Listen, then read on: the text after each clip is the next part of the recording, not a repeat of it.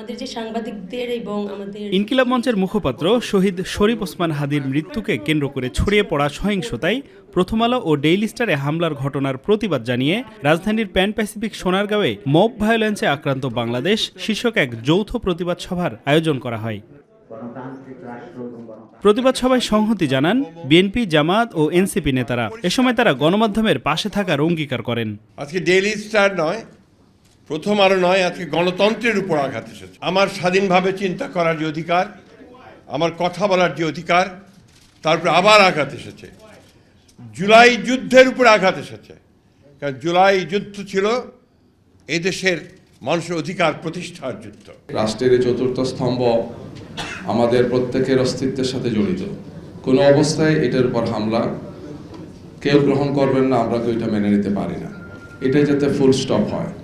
সব রাজনৈতিক দল, সুশীল সমাজে যারা আছেন, বিভিন্ন প্রতিষ্ঠানে যারা দায়িত্ব পালন করছেন, সরকার সহ আমরা সবাই যাতে আমাদের অবস্থানটাকে সুস্পষ্ট করি, ঐক্যবদ্ধ থাকি, ইউনাইটেড থাকি, সেটি আজকে জাতির প্রত্যাশা।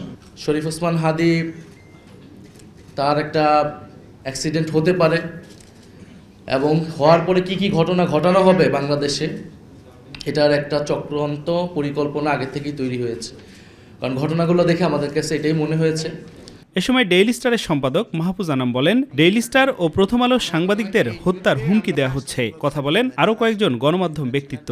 যখন সংবাদকর্মীরা কাজ করছেন তখন পত্রিকা অফিসের মধ্যে আগুন লাগিয়ে দিয়ে এবং দমকল বাহিনী আসবার সুযোগ বন্ধ করে দেওয়ার মধ্য দিয়ে খুব পরিষ্কারভাবে এই গোষ্ঠীটির লক্ষ্য প্রস্ফুটিত হয়েছে। ফায়ার ব্রিগেডকে আসতে দেওয়া হয় নাই, এটার মানে কি?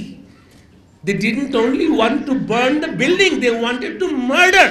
এবং আর 15 মিনিট হলেই যদি আগুন জ্বলতো তাহলে অনেকেই সেই ধোঁয়ায় নিঃশ্বাস বন্ধ হয়ে অক্সিজেন অভাবে মারা যেতেন। তাহলে কি আমরা এইভাবে মারা যেতে চাই না?